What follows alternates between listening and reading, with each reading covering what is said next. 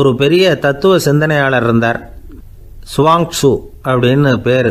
அவருடைய மனைவி ஒரு நாள் திடீர்னு காலமாயிட்டாங்க. ஐயோ பாவம், அவர் ரொம்ப வருத்தப்படுவார், போய் ஆறுதலாக 4 வார்த்தை பேசிவிட்டு வரலாம் அப்படின்னு நினச்சிக்கிட்டு நிறைய பேர் அவரை தேடிட்டு வந்தாங்களாம். வந்தவங்களுக்கு ஆச்சரியம். ஏன்னா இவர் வருத்தப்பட்டுக்கிட்டு இருப்பார் அப்படின்னு தானே எதிர்பார்த்தாங்க. அப்படி இல்லை, தாளம் போட்டுக்கிட்டு உட்காந்துருக்கிறார். தாளத்துக்கு தகுந்த மாதிரி பாட்டு வேற பாடிக்கிட்டு இருக்கிறார். என்ன மனுஷன் அவர், கொஞ்சம் கூட கவலை இல்லாமல் இப்படி இருக்கிறாரு அப்படின்னு நினச்சாங்க. ஒருத்தர் துணிஞ்சு அவர்கிட்ட கேட்டுவிட்டார், என்னங்க இது இப்படி அப்படின்னு. அதுக்கு அவர் என்ன சொன்னார் தெரியுமா? இதை பாருங்க, என்னுடைய மனைவி பிறக்கிறதுக்கு முன்னாடி அவளுக்கு உயிரும் கிடையாது, உடலும் கிடையாது. அதுக்கு பிறகு தான் உயிர் வந்தது, உடல் வந்தது, அந்த உருவம் வந்தது. இப்போ என்ன ஆச்சு? அந்த உருவமும் உயிரும் போயிட்டுது, அவ்வளவுதானே. வந்தது போயிட்டுது. இளவேனில் காலம், இலையுதிர் காலம், பனிக்காலம், இப்படி பருவங்கள் மாறி மாறி வருது இல்லையா? அது மாதிரி பிறப்பும் இறப்பும் மாறி மாறி வருது. இது இயற்கை. இதுக்காக அழுதா அது எப்படி அப்படின்னாராம். ஞான தெளிவு அடைஞ்சவங்களுக்கு எல்லாமே சுகம்தான். திருவள்ளுவரும் அதை தான் சொல்கிறார். உறங்குவது போலும் சாக்காடு, உறங்கி விழிப்பது போலும் பிறப்பு. தூங்கிறதுக்கெல்லாம் நாம் வருத்தப்பட்டுக்கிட்ட இருக்கிறோமா? இன்றைக்கி தூங்க வேண்டியிருக்குதே, இன்னும் கொஞ்சம் நேரத்தில் நான் தூங்க வேண்டியிருக்கு அப்படின்னு சொல்லி யாராவது அழுதுகிட்டு இருப்பாங்களா? அதனால் இந்த உலக வாழ்க்கையினுடைய இயல்பை யதார்த்தத்தை நாம் தெளிவாக புரிஞ்சுக்கணும். அப்படி புரிஞ்சுக்கிட்டால் நாம் கவலை இல்லாமல் வாழ முடியும். ஒரு வயசான தாத்தா பாட்டி 60 வருஷத்துக்கு முன்னாடி அவங்களுக்கு கல்யாணம் ஆச்சு. ஒன்றாவே வாழ்ந்தாங்க, ஒன்றாவே இறந்து போனாங்க. இப்போ அவங்க 2 பேரும் சொர்க்கத்துக்கு போய் சேர்ந்தாங்க. அங்கே எல்லா வசதியும் இருந்தது. ஒரு பெரிய பங்களாவே இவங்களுக்கு ஒதுக்கி கொடுத்தாங்களாம். இதுக்கு எவ்வளவு வாடகைன்னு கேட்டார் தாத்தா. வாடகையெல்லாம் கிடையாது, இலவசம் அப்படின்னார் அங்கே இருந்தவர். அந்த வீட்டுக்கு பின்னாடி ஒரு பெரிய புல்வெளி இருந்தது. இதில் விளையாட ஏதாவது கட்டணம் உண்டான்னு கேட்டிருக்கார் தாத்தா.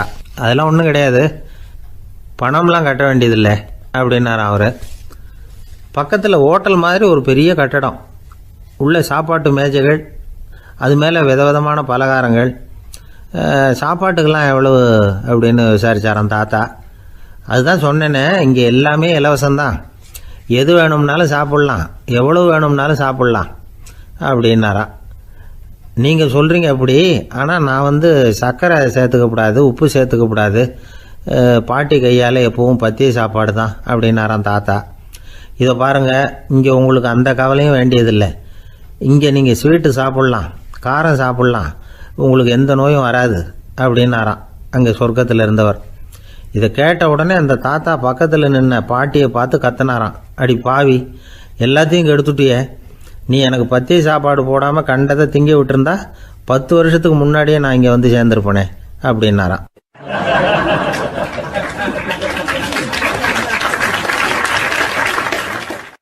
ஒரு ஊரில் ஒரு ஆள் இருந்தான், தையல் கடை வச்சிருந்தான். அவங்கிட்ட ஒருத்தன் ஒரு சட்டை துணி எடுத்து கொடுத்து தைக்க சொல்லியிருந்தான். வர்ற சனிக்கிழமை வா, வாங்கிட்டு போ அப்படின்னு அவன் சொல்லியிருந்தான். அதே மாதிரி இவன் வந்தான். அவன் தச்சு வச்சிருந்த சட்டையை கொடுத்தான். இவன் வாங்கி அங்கேயே போட்டு பார்த்தான். கை நீளம் ஒன்றுக்கு ஒன்று வித்தியாசமாக இருந்தது. வலது கை இடது பக்கத்தை விட நீளம் குறைச்சலாக இருந்தது. அவன் முணுமுணுக்க ஆரம்பிச்சுட்டான், என்ன இது இப்படி தைச்சுட்டியேன்னு. இதுக்கு அவன் சொன்னான், ஐயையோ, இதுக்காகவா சங்கடப்படுறீங்க? வலது கையை மட்டும் கொஞ்சம் உள்ள இழுத்தாப்புல வச்சுக்கிட்டீங்கன்னா சரியா போகுது. மற்றபடி அந்த சட்டையில் உள்ள கலை அம்சத்தை கவனிங்க, எவ்வளவு அற்புதமாக தைச்சிருக்கேன் பாருங்க. ஒரு சின்ன குறைய இப்படிலாம் பொருட்படுத்த வேண்டியதில்லை. நான் சொன்னது மாதிரி கையை கொஞ்சம் உள்ள இழுத்தது மாதிரி வச்சுக்கிட்டு நடந்து போங்க, ஜோரா இருக்கும் அப்படின்னா. அவனும் யோசிச்சு பார்த்தான். சரியான யோசனையாக தான் தோணுச்சு. கொஞ்சம் முயற்சி பண்ணி வலது கையை கொஞ்சம் உள்ள இழுத்து சட்டை சரியா இருக்கிறது மாதிரி பண்ணிட்டான். இப்போ மறுபடியும் ஒரு பிரச்சனை. வலது கையை உள்ள இழுத்த மாதிரி அப்படியே வச்சுக்கிட்டதும் முதுகு பக்கம் கொஞ்சம் துணி தளர்த்தியா தொங்குறது மாதிரி தெரிஞ்சது. என்ன இது, முதுகு பக்கம் துணி குவிஞ்சுட்டுதே, தொங்குதே அப்படின்னா மறுபடியும், அடடா, இதுக்காகவா கவலைப்படுறீங்க? உடம்ப அதுக்கு தகுந்த மாதிரி கொஞ்சம் வளைச்சிக்கிட்டா சரியா போடுது. இதுக்காக அந்த அழகான தையலை பிரித்து அதில் உள்ள கலை அம்சத்தை கெடுக்கிறதுக்கு என் மனசு இடம் தரல. எவ்வளவுக்கு தளர்த்தியா இருக்கோ அவ்வளவுக்கு கொஞ்சம் உடம்ப வளைச்சி அப்படி குனிஞ்சது மாதிரி போங்க போதும் அப்படின்னா. அதுவும் நல்ல யோசனையாக தான் பட்டுது இவனுக்கு. சரின்னு சொல்லிவிட்டு புறப்பட்டான். தெருவில் இறங்கினான். கையை கொஞ்சம் உள்ள இழுத்தான், உடம்ப கொஞ்சம் முன்னால் வளைச்சான். சட்டைக்கு தகுந்த மாதிரி உடம்ப பண்ணிக்கிட்டான். மெதுவாக நடந்து போகிறான்.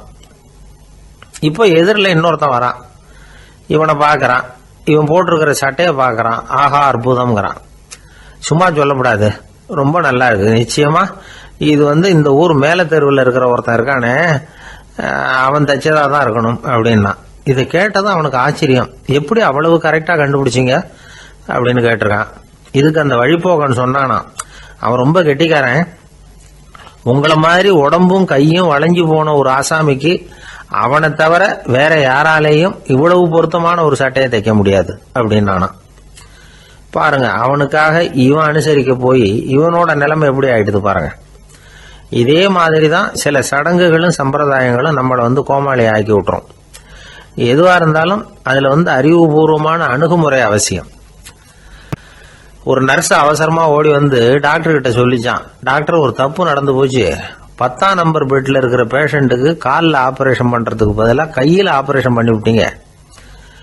கை ஆபரேஷன் பண்ணிக்க வேண்டிய ஆள் 7ஆம் நம்பர் பெட்ல இருக்கார் அப்படின்னு தான். அதுக்கு ஒரு பதட்டப்படாம சொன்னாராம், பரவாயில்ல இவரை தூக்கி 7ஆம் நம்பர் பெட்ல போட்டுரு அப்படின்னாராம்.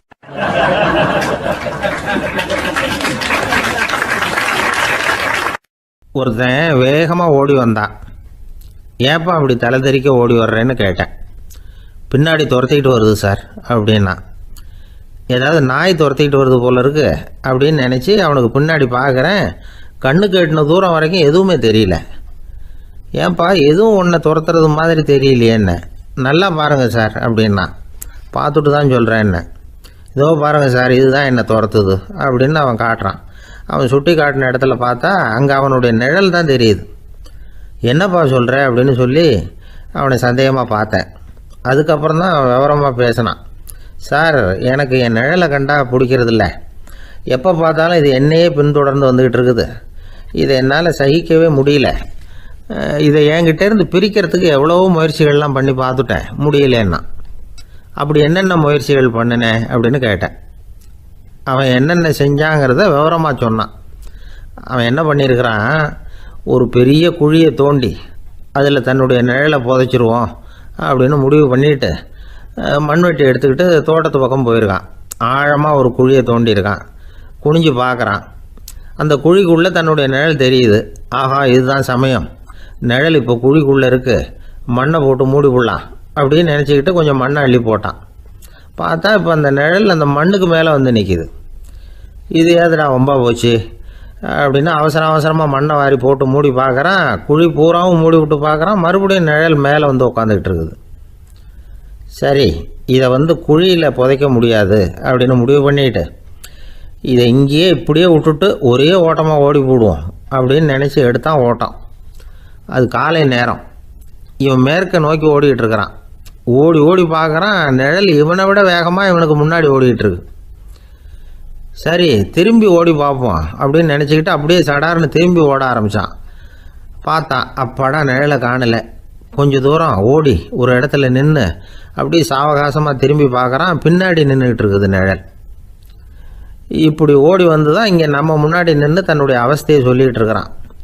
இந்த நிழலை துரத்துறது அல்லது வெட்டி விடுறது, இதுக்கு ஏதாவது வழி இருக்கா சொல்லுங்கள் சார் அப்படிங்கிறான். நமக்கு ஒன்றும் புரியல. அந்த நேரம் பார்த்து ஒரு பெரியவர் வந்தார். அவர்கிட்ட யோசனை கேட்டோம், என்ன செய்யலாம்னு. அவர் சொன்னார், இந்த பாருப்பா, நீ அங்கேயும் எங்கேயும் ஓடாத, அப்படியே கீழே படுத்துக்கொண்டார். அது நல்ல உச்சி வேலை. அவன் அப்படியே கீழே படுத்துக்கிட்டான். இப்போ அப்படி இப்படின்னு திரும்பி பார்க்குறான், நிழலை காணலை. அவன் இப்போ தான் நிம்மதியாக இருந்தான். இப்போ அந்த பெரியவர் சொன்னார், எல்லா மனிதர்களுமே இப்படி தான் ஓடிக்கிட்டு இருக்கிறாங்க. நான் எனது அப்படிங்கிற ஆணவம் தான் அவங்கள துரத்திக்கிட்டு இருக்கு. அதை விட்டுட்டு ஓடணும்னு நினச்சாலும் அது முன்னாடி நிற்கிது. பரம்பொருளை நோக்கி ஓடுறப்போ இந்த ஆணவம் பின்னாடி விடுது. பரிபூர்ண சரணாகதிங்கிற நிலையில் அது முழுசுமாக மறைஞ்சுடுது. தன்னை உணர்கிற வேலை அது. அந்த நேரம் மனிதனுக்கு விடுதலை உணர்வு ஏற்படுகிற நேரம் அது.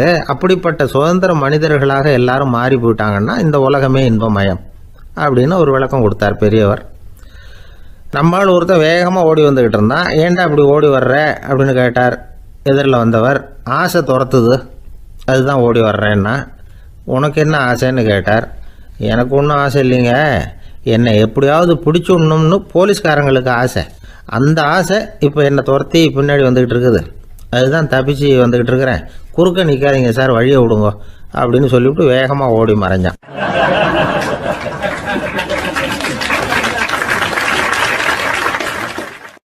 ஒரு ஊரில் ஒரு ராஜா இருந்தார். அவர் ஒரு நாள் காலையில் அரண்மனையில் மேல் மாடத்தில் வந்து நின்றுக்கிட்டு இருந்தார். அப்போ ஒரு ஆள் வீதியில் ரொம்ப வேகமாக ஓடிக்கிட்டு இருக்கான். அதை ராஜா கவனித்தார். அவன் மனசில் ஏதோ ஒரு தவிப்பு இருக்குங்கிறத புரிஞ்சுக்கிட்டார். உடனே அரண்மனை சேவகர்களை கூப்பிட்டார். அந்த ஆளை இங்கே அழைச்சிட்டு வாங்க அப்படின்னார். இவங்க ஓடி போய் அந்த ஆளை அழைச்சிட்டு வந்தாங்க. மன்னர் முன்னாடி நிறுத்தினாங்க. மன்னர் அவனை நிமிர்ந்து பார்த்தார். எதுக்காக இவ்வளோ வேகமாக ஓடிக்கிட்டு இருக்கிற அப்படின்னு கேட்டார். இதுக்கு அவன் சொன்னான், மன்னா, நம்ம கோட்டையின் வடக்கு வாசல் இருக்கு இல்லையா, அது ஓரமாக ஒரு பெரிய பாறாங்கல் கிடக்கு. அதுக்கு அடியில் நான் ஒரே ஒரு வெள்ளி நாணயத்தை புதைச்சி வச்சுருக்கேன். அது இப்போ எனக்கு தேவைப்படுது. என்னுடைய மனைவிக்கு ஒரு பரிசு வாங்கி கொடுக்க வேண்டியிருக்கு. அதுக்காக தான் அவசரமாக ஓடிக்கிட்டு இருக்கிறேன் அப்படின்னா. மன்னர் யோசனை பண்ணார். அப்புறம் சொன்னார், அதுக்காகவா இப்படி ஓடுற? பரவாயில்ல, அதை பற்றி கவலைப்படாத. நான் உனக்கு 10 வெள்ளி காசுகள் தர்றேன், வாங்கிட்டு திரும்பி போ அப்படின்னார். இவன் தலையை சொரிஞ்சான். மன்னா, நீங்கள் கொடுக்கறத ரொம்பவும் மகிழ்ச்சியோடு வாங்கிக்கிறேன். இருந்தாலும் அதுக்கப்புறம் அந்த வடக்கு வாசலுக்கு போய் அங்கே இருக்கிற ஒரு நாணயத்தையும் எடுத்துக்கிட்டு போயிடுறேனே அப்படின்னானா. இதை பாருப்பா, அந்த ஒரு நாணயத்தை மறந்துடு, உனக்கு 100 வெள்ளி நாணயங்கள் தரேன் இருக்கார். மன்னா, ரொம்ப மகிழ்ச்சி. உங்கள் மாதிரி தாராள குணம் வேற யாருக்கும் வராது. நீங்கள் கொடுக்குற 100 நாணயங்களையும் வாங்கிக்கிறேன். இருந்தாலும் வடக்கு வாசலுக்கு போய் அதையும் எடுத்துக்கிட்டா 101 ஆகிடுமே அப்படின்னானா. இதை பாருப்பா, அந்த ஒரு நாணயத்தை மறந்துடு, அது எக்கேடாவது கெட்டு போகட்டும். நான் உனக்கு 100 பொற்காசுகள் தரேன், அதையாவது வாங்கிட்டு வந்த வழியிலேயே திரும்பி போடுன்னாரான். தங்க நாணயங்களே தரேன்னு சொல்கிறீங்க, தாராளமாக வாங்கிக்கிறேன். இருந்தாலும் வடக்கு வாசலுக்கு போய் அப்படின்னு மறுபடியும் ஆரம்பித்தான். அரசர் வந்து பொறுமை இழந்துட்டார். கடைசியாக ஒரு முடிவுக்கு வந்துட்டார். இதை பாருப்பா, உனக்கு என்னுடைய ராஜ்யத்திலேயே பாதியை கொடுத்துட்றேன், அப்படியாவது திருப்தியாக திரும்பி போ அப்படின்னாரான். மன்னா, உங்களுடைய பெருந்தன்மைக்கு ஈடு இணையே கிடையாது. தேசத்திலேயே பாதி பிரித்து கொடுக்குறேன்னு சொல்கிறீங்க. அதனால் உங்ககிட்ட ஒரு சின்ன வேண்டுகோள் அப்படின்னானா. சொல்லுன்னாரான் மன்னர் ஆர்வமாக. இவன் மெதுவாக ஆரம்பித்தான். அப்படி இந்த ராஜ்யத்தை 2ஆக பிரிக்கிறப்போ அந்த வடக்கு வாசல் இருக்கிற பக்கத்தை என்கிட்டயே கொடுத்துருங்கோ அப்படின்னானா. மன்னர் அசந்து போயிட்டார். இந்த கதை எதுக்காகன்னு கேட்டால், மனம்ங்கிறது ஒரு குரங்குங்கிறத புரிஞ்சுக்கிறதுக்காகத்தான். உன்னை பிடிச்சிக்கிட்டா லேசில் விடாது. அப்படிப்பட்ட மனசை அறிவு தான் வழி நடத்தணும். அதில் தான் வாழ்க்கையின் வெற்றி அடங்கியிருக்குது. ஒரு சின்ன பையன் தெருவில் அழுதுகிட்டு இருந்தான். ஏன்பா அழுவுறேன்னு ஒரு பெரியவர் கேட்டார். 1 ரூபா காசை இங்கே தொலைச்சுட்டேன் அப்படின்னா. சரி, அதுக்காக அழாத, அதுக்கு பதிலாக 10 ரூபா தரேன், இந்தா வச்சுக்கோன்னு கொடுத்தார். அந்த 10 ரூபாயை வாங்கி சட்டப்பையில் போட்டுக்கிட்டு அதை விட அதிகமாக சத்தம் போட்டு அழ ஆரம்பிச்சுட்டான். மறுபடியும் ஏன்டா அழறேன்னு கேட்டார் பெரியவர். அந்த 1 ரூபாயும் கிடச்சிட்டுதுன்னா இப்போ என்கிட்ட 11 ரூபா இருக்குமே, இப்போ 10 ரூபா தானே இருக்குது அப்படின்னு சொல்லிவிட்டு அழறான்.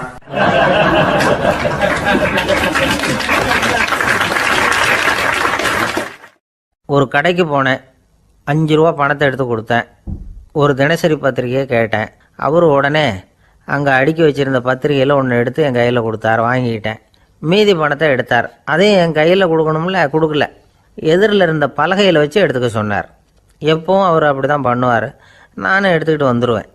இவர் ஏன் இப்படி பண்ணுறாருங்கிறது எனக்கு ரொம்ப நாளாக ஒரு சந்தேகம்.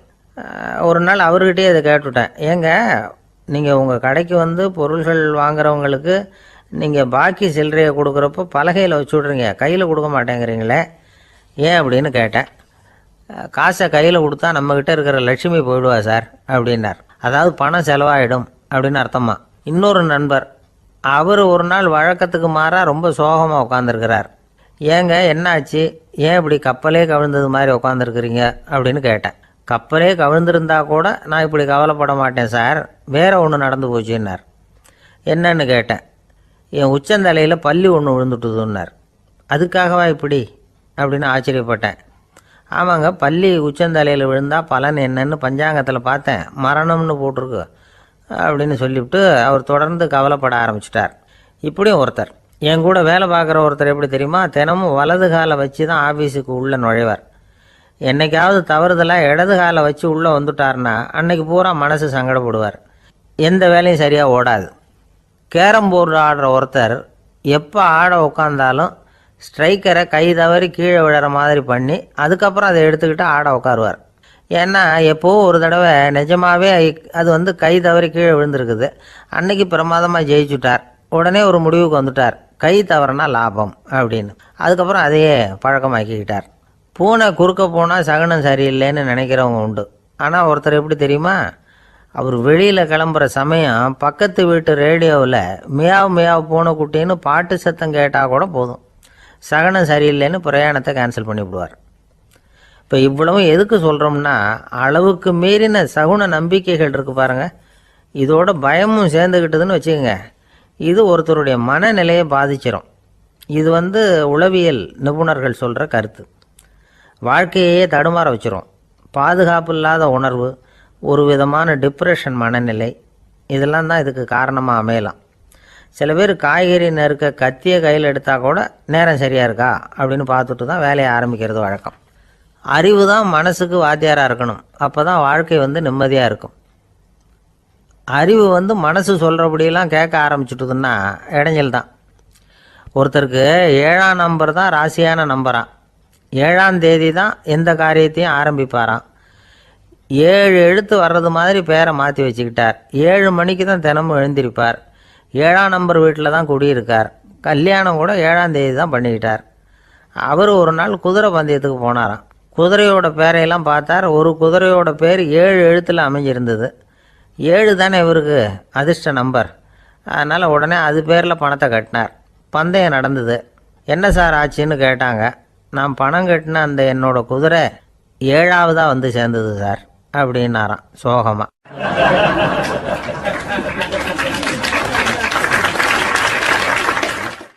வங்க நாவலாசிரியர் சரத் சந்திரர் ஒரு நண்பர் அவர்கிட்ட வந்தார். வழக்கமாக எல்லா எழுத்தாளர்கள்கிட்டையும் கேட்குற ஒரு கேள்வியை கேட்டார். நீங்கள் எழுத்துத்துறைக்கு வந்தது எப்படி? இதுதான் கேள்வி. அதை தெரிஞ்சு என்ன பிரயோஜனம்னார் சரத் சந்திரர். சும்மா சொல்லுங்களேன், தெரிஞ்சுக்கிறேன் அப்படின்னார் வந்தவர். சரி சொல்கிறேன்னு ஆரம்பித்தார். நான் ரங்கூனில் வேலை பார்த்துக்கிட்டு இருந்தேன். சம்பளம் பத்தில். வேலையும் பார்த்துக்கிட்டு ஒரு பலசரக்கு கடை வைக்கலாம்னு நினச்சேன். என்னால் மளிகை கடை வச்சு சரியாக நடத்த முடியுமாங்கிற சந்தேகம் என் மனைவிக்கு. அதை சோதனை பண்ணி பார்க்கணுங்கிறதுக்காக சில பொருள்களின் அளவு, அதோட விலை, இப்படி சிலதை சொல்லி எல்லாத்தையும் மனக்கணக்காக கூட்டி போட சொன்னாங்க. என்னால் சரியாக கூட்டி சொல்ல முடியல. உங்களால் மளிகை கடை நடத்த முடியாதுன்னு சொல்லிவிட்டாங்க. உடனே என்ன பண்ணுறது, வேறு வழி இல்லை, கதை எழுத ஆரம்பிச்சிட்டேன் அப்படின்னார். கேட்டவருக்கு சிரிப்பு வந்துட்டு தான். சரத் சந்திரர் ஒரு பக்கம் சீரியஸான நாவல்கள், சிறுகதைகள் எழுதியிருந்தாலும் அவருடைய இன்னொரு பக்கம் வேற விதம். நண்பர்கள்கிட்ட பேசும்பொழுதும் சரி, அவர்களுக்கு கடிதங்கள் எழுதும்போதும் சரி, கேலியும் கிண்டலும் நகைச்சுவை உணர்வும் அதிகமாக இருக்கும். காந்திஜி ஒரு சமயம் கல்கத்தாவுக்கு வந்திருந்தார். தேசபக்தர்கள் பல பேர் அவர்கிட்ட பேசிக்கிட்டு இருந்தாங்க. அப்போது சரத் சந்திரரும் அங்கே இருந்தார். கிரண் சங்கர் ராய் அப்படிங்கிறவரும் அங்கே இருந்தார். அவர் சொன்னாராம், காந்திஜியோட பழகிய முதல் வங்காளி நான் தான். போயர் யுத்த காலத்தில் இவர் லண்டனுக்கு வந்திருந்தப்போ என்கிட்ட தான் வங்காள மொழி கற்றுக்கிட்டார் அப்படின்னாராம். உடனே சரத் சந்திரர் காந்திஜியை பார்த்து, இவர் உங்களுக்கு வங்காள மொழி கற்றுக் கொடுத்தது உண்மைதானா அப்படின்னாராம். ஆமான்னாராம் காந்தி. அதனால தான் உங்களால் வங்காள மொழி கற்றுக்க முடியல அப்படின்னாராம். எல்லாரும் சிரித்தாங்களாம். சரத் சந்திரர் சாம்தாபேர் அப்படிங்கிற கிராமத்தில் தங்கியிருந்தார் ஒரு இலக்கிய நிகழ்ச்சியில் கலந்துக்கிறதுக்காக. அதுக்காக ஒரு கல்கத்தாவுக்கு போக வேண்டிய சூழ்நிலை. அதுக்காக புறப்பட்டார். அந்த சமயத்தில் பின்னாடி இருந்து யாரோ அவரை கூப்பிட்டாங்க. இப்படி கூப்பிட்டவரை பார்த்து இன்னொருத்தர் யாரோ அதட்டி இருக்கிறாங்க. போகிறவரை ஏன் இப்படி கூப்பிடுறீங்க அப்படின்னு. ஏன் கூப்பிட்டா என்னன்னு கேட்டிருக்கார் சரத் சந்திரர். புறப்படுறவங்கள பின்னாடி இருந்து கூப்பிடுறது அபசகுனம், போகிற இடத்துல ஏதாவது ஆபத்து வரலாம் அப்படின்னு அதுக்கு விளக்கம் கொடுத்துருக்கிறார் அவர். உடனே சரத் சந்திரர் சொன்னாராம், இதோ இவங்க என்னை இலக்கிய கூட்டத்துக்கு அழைச்சிட்டு போகிறாங்களே, இதை விட வேற என்ன ஆபத்து வந்துட போகுது அப்படின்னாராம். இப்படி சரத் சந்திரருக்கு இயல்பாகவே நகைச்சுவை உணர்வு உண்டு. அவருடைய நண்பர் ஒருத்தர் வீட்டுக்கு கூப்பிட்டுருந்தார். அங்கே ஒரு கச்சேரிக்கு ஏற்பாடு பண்ணியிருந்தாங்க. சரத் சந்திரருக்கு இயல்பாகவே கச்சேரியில் நீண்ட ஆலோசனையெல்லாம் கேட்குறதுக்கு பொறுமை இருக்காது. அதனால் மெதுவாக பாட போகிறவர் எப்படி அப்படின்னு கேட்டிருக்கார். அவருக்கு ரொம்ப நல்லா பாட தெரியும் அப்படின்னு சொல்லியிருக்கிறாங்க. அதுக்கு சரத் சந்திரர், பாட தெரியுங்கிறது சரி, பாட்டை நிறுத்த தெரியுமா அதை சொல்லுங்கள் முதல்ல அப்படின்னாராம்.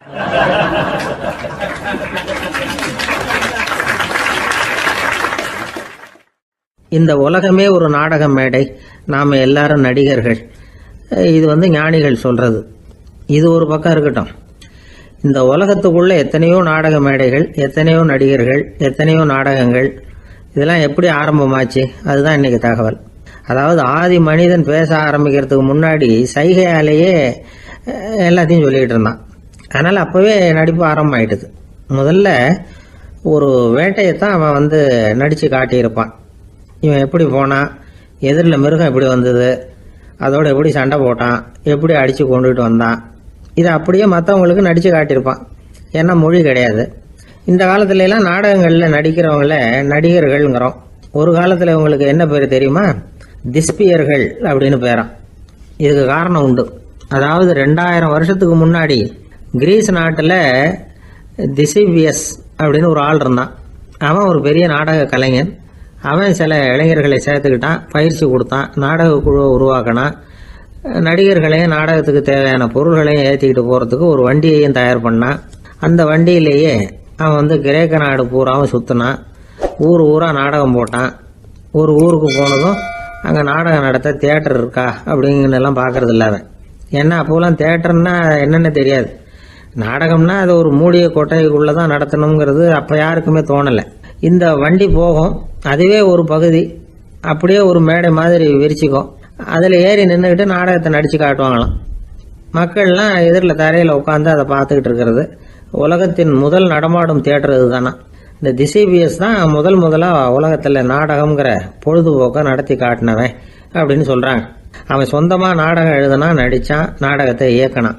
அதனால தான் அவனை first man of the theatre அப்படின்னு சொல்லுவாங்க.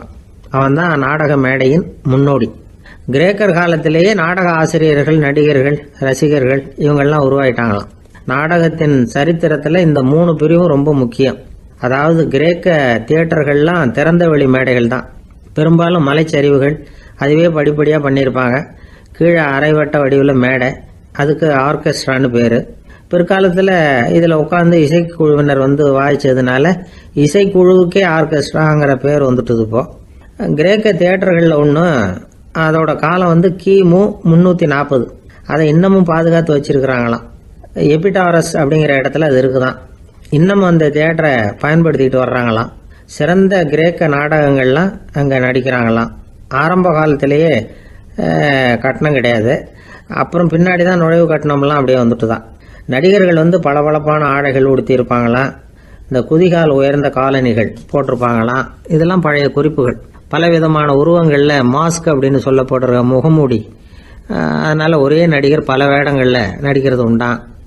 ஆரம்பத்தில் பெண் நடிகர்கள் கிடையாது, எல்லாம் ஆண் நடிகர்கள் தான்.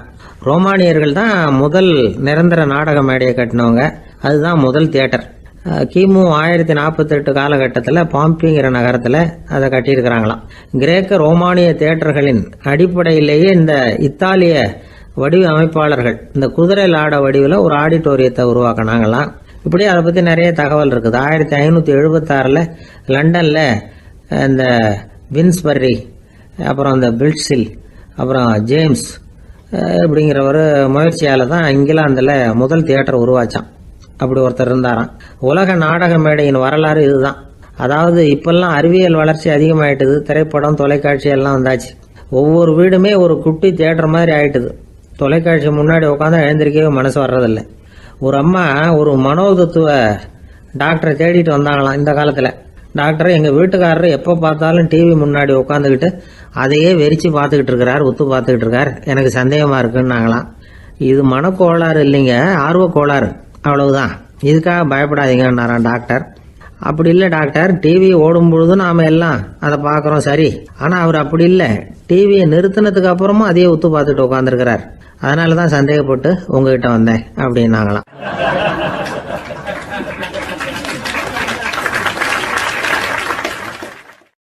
ஆஃபீஸை முடிஞ்சு வீட்டுக்கு போகிற சமயத்தில் ஒருத்தர் கடைக்கு போய் ஸ்வீட் வாங்கினார். சரி, வீட்டுக்கு பிள்ளைங்களுக்கு தான் வாங்கிட்டு போகிறார் அப்படின்னு மற்றவங்க நினச்சாங்க. அவர் அப்படி செய்யலை. அந்த இடத்துலையே பொட்டலத்தை பிரித்தார். திருட மாதிரி அப்படியே சுற்றி ஒரு தரம் பார்த்துக்கிட்டார். யாரும் தெரிஞ்சவங்க இல்லைங்கிறத முடிவு பண்ணிவிட்டு அவசரமாக அதை அப்படியே போட்டு முழுங்கிவிட்டு கையை தொடச்சிக்கிட்டு நல்ல பிள்ளை மாதிரி நடந்து போக ஆரம்பிச்சிட்டார். அவர் யாருன்னா, அவரோட பிரச்சனை எல்லாருக்கும் தெரியாது, சில பேருக்கு தான் தெரியும். அதாவது அவர் உடம்பில் சர்க்கரை இருக்குதுன்னு டாக்டர் சொல்லிவிட்டாராம். அதனால் வீட்டில் சர்க்கரையே இவர் கண்ணில் காட்டுறதில்ல. அதனால் இவர் யார் கண்ணிலையும் படாமல் இப்படிப்பட்ட வேலைகள்லாம் செய்கிறது வழக்கம். யாருக்கும் தெரியாமல் இப்படி ஸ்வீட்டை வாங்கி சாப்பிட்டுட்டு அவர் பாட்டுக்கு போயிடுறது. இப்படிப்பட்டவங்களுக்கெல்லாம் கொஞ்சம் ஆறுதலான தகவல் இன்றைக்கி. அது என்னென்னா, நாம் சாப்பிட்ற சர்க்கரைக்கும் நம்ம உடம்பில் உள்ள சில கோளாறுகளுக்கும் அப்படி என்ன தான் சம்மந்தம் இருக்குது. இதை பற்றி சமீபத்தில் சில ஆராய்ச்சிகள்லாம் நடந்திருக்குது. ஏன்னா சர்க்கரைன்னாவே விஷம் மாதிரி அதை பார்க்குறவங்களும் சில பேர் உண்டு. சின்ன பிள்ளைங்களுக்கு வயத்தில் பூச்சி உண்டாகிறதுலேருந்து பெரியவங்களுக்கு நீரிழிவு வர்ற வரைக்கும் எல்லாத்துக்கும் சர்க்கரை தான் காரணம்னு சொல்லிகிட்டு இருக்கிறோம். ஆனால் அந்த அளவுக்கு பயப்பட வேண்டிய அவசியம் இல்லை அப்படின்னு சொல்கிறாங்க. சர்க்கரை வியாதி, இருதய நோய், பித்த நீர்ப்பை நோய், இதெல்லாம் சில நோய்கள்லாம் நாம் சாப்பிட்ற சர்க்கரைக்கும் தொடர்பு இருக்குன்னு நினைக்கிறோம். ஆனால் அப்படி சம்பந்தம் உண்டுங்கிறதுக்கு போதுமான அளவுக்கு ஆதாரம் இல்லை அப்படிங்கிறாங்க ஆராய்ச்சியாளர்கள். ஒரே ஒரு சம்பந்தம் தான் உறுதியாக இருக்குதான். அதுவும் இந்த பல் சிதைவு அப்படின்னு இருக்கு இல்லையா, அந்த சர்க்கரை சாப்பிட்றதுக்கும் இந்த பல் சிதைவுக்கும் சம்பந்தம் இருக்குது அப்படிங்கிறத மட்டும் உறுதியாக சொல்கிறாங்க. சர்க்கரைன்னா நாம் சாப்பிட்ற ஜீனி மட்டும் இல்லை, பழம், காய்கறி, பால், தேன், இப்படி எல்லாத்துலேயும் அது இருக்குது. கேரட்டு கொடுக்குற சத்தில் 88% சர்க்கரை, ஆப்பிள் கொடுக்குற சக்தியில் 95% சர்க்கரை. இது ஜீனி சர்க்கரை, இது ஆப்பிள் சர்க்கரை அப்படிங்கிற வித்தியாசம்லாம் உடம்புக்கு கிடையாது. ரெண்டுமே உடனடியாக சக்தி கொடுக்குது. ஒரு ஸ்பூன் சர்க்கரையில் 16 கலோரி தான் சத்து இருக்குது. அதிகமாக சர்க்கரை சாப்பிட்டா நீரிழிவு வந்துருங்கிறது தப்பான ஒரு அபிப்பிராயம். டயபெட்டிஸுங்கிறது ஒரு மெட்டபாலிக் டிஸார்டர், அவ்வளவுதான். அதாவது நாம் சாப்பிட்ற சர்க்கரையை நம்ம உடம்பு திறமையாக உபயோகப்படுத்திக்க முடியல அப்படின்னு அர்த்தம். அதனால தான் அதிகமாக இனிப்பு வேணாம்னு சொல்கிறோம். ஏற்கனவே உடம்பால் முடியாத ஒன்றை மறுபடியும் அது தலையில் சுமத்தி அதிகமாக வேலை வாங்க வேணாமே அப்படிங்கிறதுக்காக தான். ஆகாரத்தில் அதிகமாக சர்க்கரை இருந்தால் அதனால் உடனே சர்க்கரை வியாதி வந்துடும்ங்கிறதுக்கு விஞ்ஞான ரீதியாக போதுமான ஆதாரம் இல்லை. அதனால் எப்போவாவது அதிகமாக ஸ்வீட்டு சாப்பிட்டுட்டா ஐயோ அதிகமாக சாப்பிட்டோமோ என்ன பண்ண போகுது தெரியலையே அப்படின்னு நினச்சி மனசை போட்டு குழப்பிக்க வேண்டியதில்லை. பொதுவாக எதுவுமே அதிகமாக வேண்டாம், எல்லாம் சீராக இருந்தால் போதும். நீரிழிவுங்கிறது புதுசாக வந்துட்ட ஒரு நோய் இல்லை, ரொம்ப காலமாகவே இருக்கிற ஒன்று தான். நம்ம முன்னோர்கள் இதை மதுமேகம் அப்படின்னு சொல்லுவாங்க. அதை கட்டுப்படுத்துறதுக்கு அவங்களே சில வழிமுறையை சொல்லி வச்சுருக்கிறாங்க. அது என்னென்னா வேறு ஒன்றும் இல்லை, இந்த பாவக்காய், முள்ளங்கி, அருகம்புல், அவ்வளவுதான். வெள்ளை முள்ளங்கி இருக்குல்ல, அதை வாரத்துக்கு 3 நாள் சாப்பிட்டுக்கிட்டு வாங்க. நூலுக்கோல் ரொம்ப நல்லது. இல்லைன்னா முள்ளங்கி சாறு 1 ounce சாப்பிட்டுட்டு வரலாம். ரத்தத்தில் சேர்கிற சர்க்கரை அளவு இதெல்லாம் கட்டுப்படுத்துது. சிறுநீரில் காணப்படுகிற சர்க்கரை அளவையும் சமநிலைப்படுத்துது. தினமும் ஆகாரத்தில் கோதுமை, கேழ்வரகு, வெந்தயம், கருவேப்பிலை, சோயாபீன்ஸ் எது கிடைக்குதோ சேர்த்துக்கலாம். இப்படிலாம் செஞ்சுக்கிட்டு வந்தால் அப்புறம் வீட்டுக்கு தெரியாமல் கடையில் போய் நின்றுக்கிட்டு ஸ்வீட் வாங்கி திருட்டுத்தனமாக சாப்பிட வேண்டிய அவசியமே உங்களுக்கு வராது. 2 ஆசாமிகள் கடற்கரையில் உட்காந்து சாவகாசமாக பேசிக்கிட்டு இருந்தாங்களாம். ஒருத்தர் சொன்னார், இன்னொருத்தருக்கு தெரியாமல் ஸ்வீட்டு சாப்பிட்றதே எப்பவும் இடைஞ்சல் தான் சார். நேற்றுக்கு பாருங்கள், அப்படி தான் சாப்பிட்டுக்கிட்டு இருந்தேன், வீட்டுக்காரி கண்ணில் போட்டுவிட்டுது, அதுக்கப்புறம் ஒரே ரகலையாக போச்சு அப்படின்னாரா. எனக்கு கூட அப்படி தான் சார் ஆகிட்டுது, ஒரே ரகலை அப்படின்னாரா இன்னொருத்தர். நீங்கள் சாப்பிட்டதும் உங்கள் வீட்டுக்காரங்க கண்ணில் போட்டுவிட்டுதா சார் அப்படின்னு கேட்டிருக்காரு இவர். அதுக்கு அவர் சொன்னாராம், அப்படி இல்லை சார், கடைக்காரர் கண்ணில் போட்டுவிட்டுதோ, நான் அவருக்கு தெரியாமல் அந்த ஸ்வீட்டை அவர் கடையிலேருந்து எடுத்திருந்தேன் அப்படின்னு விளக்கம் கொடுத்தாராம் இந்த ஆள்.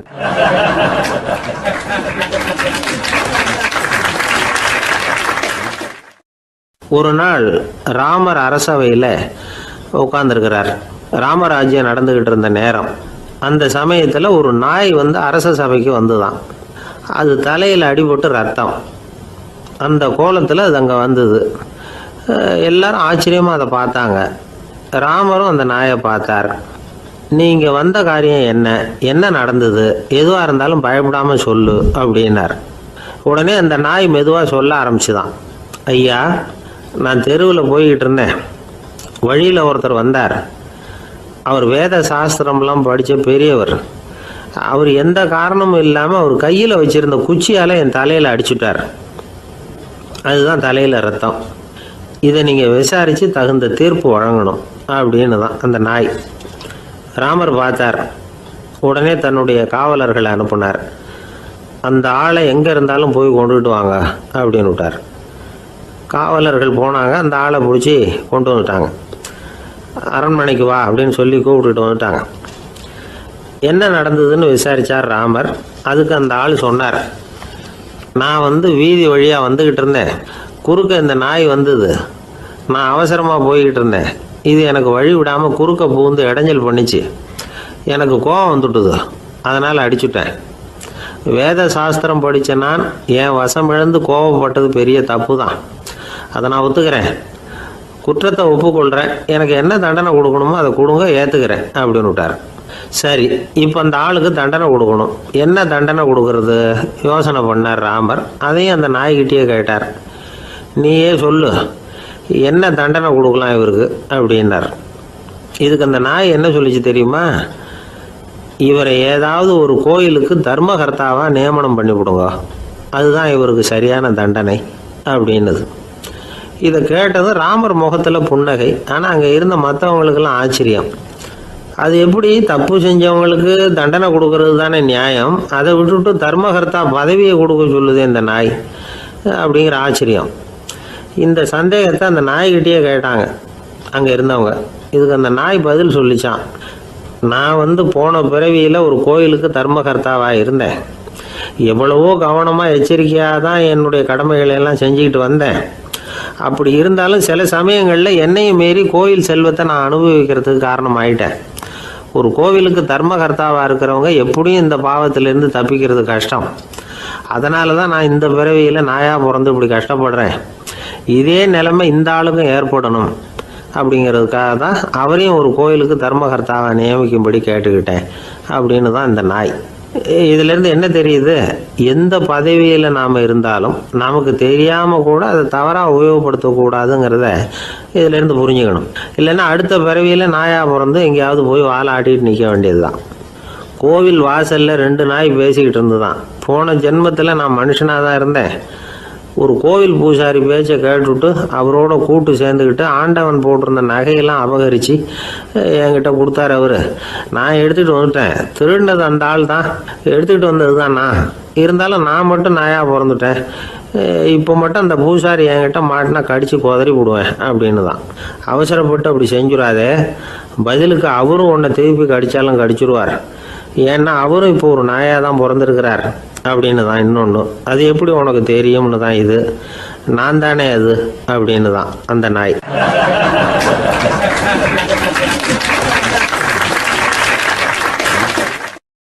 ரெண்டு பேர் சுவாரஸ்யமாக பேசிக்கிட்டு இருக்கிறப்போ குறுக்க புகுந்து தொந்தரவு பண்ணுறதுக்குன்னே சில பேர் இருப்பாங்க.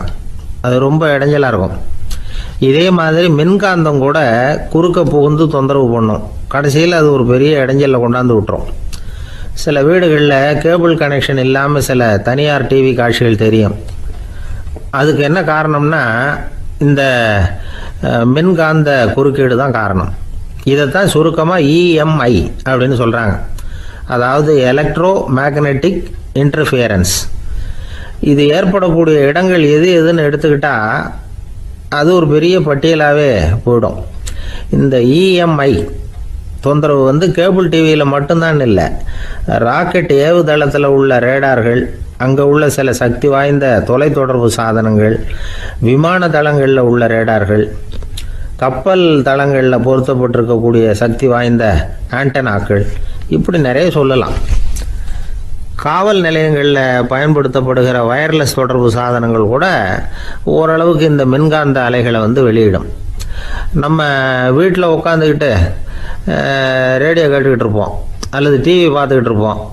அந்த சமயத்தில் பக்கத்து தெருவில் ஒரு மோட்டார் சைக்கிள் அல்லது காரு, குறிப்பாக பெட்ரோல் இன்ஜின், அது போகிறப்போ அதில் உள்ள மின்கலத்தில் அதாவது மேக்னெட்டோ பேட்டரியிலேருந்து வெளிப்படுகிற மின்காந்த அலை இங்கே டிவியிலையும் ரேடியோவிலையும் கரகரப்பு உண்டு பண்ணும். சரி, இது வந்து பெருசாக என்ன இடைஞ்சலை உண்டு பண்ணிட போகுது அப்படின்னு நாம் அலட்சியமாக நினைக்கலாம். வயசானவங்களுக்கு மறதி நோயின்னு ஒன்று வரும்ல, அல்ஷமீர், அதாவது மூளையில் உள்ள செல்கள் வந்து செயலிழந்து போயிடுறது. அது செய்ய வேண்டிய வேலையை மறந்துடும். மனைவியே எதிரில் வந்து நின்னா கூட உன்னை எங்கேயோ பார்த்தது மாதிரி தெரியுதே அப்படின்னு சொல்லிட்டு இருப்பாங்க. அப்படி ஒரு மறதி. இந்த விசித்திரமான நோய்க்கு இதுவரைக்கும் மருந்தே இல்லைன்னு வேற சொல்கிறாங்க. இந்த மைக்ரோ ஓவன் அப்படின்னு சொல்லக்கூடிய சமையல் அடுப்புகள் கூட மின்காந்த அலைகளை வந்து வெளியிடுது. சமயத்தில் சில தொழிற்சாலைகளில் கூட பெரிய விபத்துக்களை இந்த இஎம்ஐ உண்டு பண்ணிவிடும். இதை பற்றி தீவிரமாக சிந்திக்க ஆரம்பித்ததே ஒரு விபத்துக்கு பிறகு தான். அமெரிக்காவுக்கும் வியட்நாமுக்கும் இடையில் போர் நடந்ததே, அந்த சமயம் அமெரிக்காவுக்கு சொந்தமான விமானம் தாங்கி கப்பல் ஒன்று வியட்நாமை தாக்கிறதுக்கு தயாராக ஏவுகணைகளோட கடலில் நிறுத்தி வைக்கப்பட்டிருந்தது. தற்செயலாக அந்த பகுதியில் கப்பல் தொலைத்தொடர்பு பகுதிக்கு அருகில் ஊடுருவிய இந்த சக்தி வாய்ந்த ரேடியோ அலைகள் ஏவுகணையில் இருந்த மின்னணு சர்க்கியூட்டை பூர்த்தி செஞ்சு வச்சுட்டுது. அவ்வளவுதான், ஏவுகணை அங்கேயே வெடித்து சிதறி போச்சு. 130 பேர் அந்த இடத்துலையே உடல் கருகி செத்து போட்டாங்க. ஏகப்பட்ட பொருள்கள் நாசம். இந்த விபத்துக்கான காரணம் என்னங்கிறத உடனடியாக யாராலையும் கண்டுபிடிக்க முடியல. ரொம்பவும் கடுமையாக முயற்சி பண்ணி கடைசியாக கண்டுபிடிச்சாங்க, இது வந்து இந்த இஎம்ஐ வேலை தான் அப்படின்னு. மின்னணு தொலைபேசிகள் இருக்க, இதில் பேசும்பொழுது நம்ம காதை வந்து, அதாவது செவியை வந்து ஊடுருவக்கூடிய மின்காந்த அலையானது மூளைக்கு போய் அங்கே மூளை கட்டிகளை உருவாக்க ஊக்கம் கொடுக்குது அப்படின்னு வேற கண்டுபிடிச்சிருக்கிறாங்க. இந்த இஎம்ஐ ரொம்ப குறைஞ்ச மின்காந்த அழுத்தத்தில் நமக்கு எந்த பாதிப்பையும் ஏற்படுத்துறதில்லை. மின்காந்த அலைகள் அழுத்தத்தோடு இருக்கிற இடங்களில் ரொம்ப நேரம் இருந்தோம்னா நம்ம உடம்பின் வெப்பநிலை 2 டிகிரி செல்சியஸ் வரைக்கும் அதிகரிக்குதாம். அதனால் வெப்பநிலையை வந்து சீராக்கிறதுக்கு இதய துடிப்பும் வந்து அதிகரிக்குது. இப்படிலாம் கண்டுபிடிச்சிருக்கிறாங்க. இப்போல்லாம் இந்த மின்காந்த குறுக்கீடுகளை தடுக்கிறது எப்படி அப்படின்னு விஞ்ஞானிகள் யோசனை செய்ய ஆரம்பிச்சிருக்கிறாங்க. இந்த விஷயத்தில் அலட்சியமாக இருந்தோம்னா எதிர்காலத்தில் நிறைய பேருக்கு இந்த ஞாபக மறதி நோய் வந்துடும். அப்புறம் அது ரொம்ப கஷ்டமாக போயிடும். ஒரு குடும்ப தலைவர் தன் மனைவியை பார்த்து, யார் நீ, உன்னை எங்கேயோ பார்த்தது மாதிரி இருக்குதே அப்படின்னு சொல்லிக்கிட்டு இருந்தார். உடனடியாக அவரை போய் பார்த்தேன். வாங்க டாக்டர்கிட்ட போகலாம் அப்படின்னு. அவர் என்னை தனியாக அழைச்சிட்டு போய் காதோட காதாக மெதுவாக சொல்கிறார், இதை பார்ப்பா, என் கையில் பணம் இல்லாத போகலாம், அப்படி மறதி நோய் வந்துவிட்டது மாதிரி நடிச்சுக்கிட்டு இருப்பேன், அவ்வளவுதான், அதை நீ கண்டுக்காத அப்படின்னார்.